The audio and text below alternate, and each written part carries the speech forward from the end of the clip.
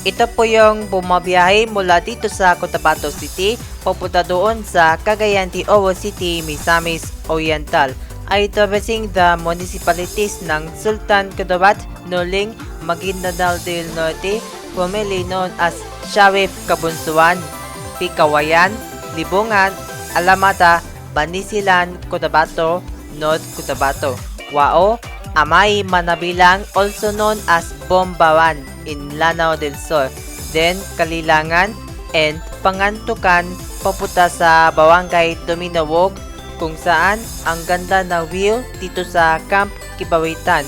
Then Wao Bombaran section going to Talakak, Bukidnon papunta doon sa Cagayan de Oro City, Cagayan de Misamis. Mga total distance is 243 kilometers and travel time of 5 hours 14 minutes. Dito sa dumaan mula sa Dominawog, Talakak at junction ng Puchaco 4, kung saan right turn going to Mawawi or Bombaran, straight going to Kalilangan or Wao. Ito po ang daan sa mga ganda ng view dito sa sugarcane plantation in Bukidnon.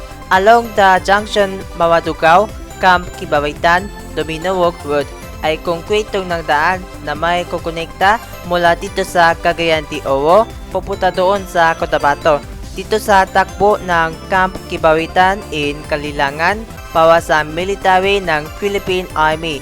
Ito po ang Barangay Malinaw, Kalilangan, Bukidnon. Sa may pababa ng kalsada papunta doon sa junction ng Pamutulon, Kalilangan, Bukidnon.